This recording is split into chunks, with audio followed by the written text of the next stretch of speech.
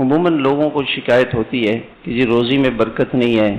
اولاد نافرمان ہے، بیوی نافرمان ہے، گھر میں برکت نہیں ہے، تو اس کے پیچھے حرام روزی کا بڑا دخل ہے۔ بعض اوقات تو بالکل حرام روزی ہوتی ہے، رشوت ہے تو حرام ہے، سود ہے یہ تو حرام ہے، لیکن اس کے باوجود بعض چیزیں ایسی ہوتی ہیں جیسے جھوٹ بول دیا، دھوکہ دے دیا اور ایمانداری کے ساتھ کام نہیں کیا۔ 8 گھنٹے کا کام ہے، 4-5 گھنٹے تو کام کیا، نمازوں کے لیے گئے تو صلاۃ التسبیح پڑھ رہے، اتوار کے دن صلاۃ التسبیح نہیں پڑھتے، چھٹی کے دن صلاۃ التسبیح پڑھے نا۔ جو ملازمت کا وقت ہے، جو اس ادارے کا وقت ہے، اس کو ایمانداری کے ساتھ پورا کر۔ حدیث کے اندر آتا ہے کہ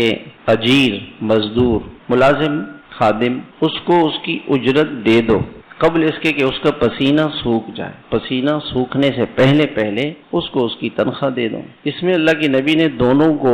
نصیحت فرمائی۔ ملازم سے تو یہ کہا کہ اتنی محنت کرو کہ پسینہ بہہ جائے، یہ نہیں کہ ہاتھ پہ ہاتھ رکھ کے بیٹھے ہوئے اور بجلی چلی جائے تو خوش، ہڑتال ہو جائے تو خوش، بارش ہو جائے تو خوش، اچھا ہے ہمیں چھٹی مل گئی، تو وفاداری نہیں ہے۔ تو ملازم ایسا نہ کریں، اس کی روزی میں برکت نہیں آئے گی۔ اور جو مالک ہے، سیٹ ہے، کمپنی والا ہے، جو تنخواہ دینے والا ہے، اس سے یہ کہا کہ اس کی اجرت تنخواہ پوری دے دو، تنخواہ میں کمی نہ کرو۔ اس نے کام کیا ہے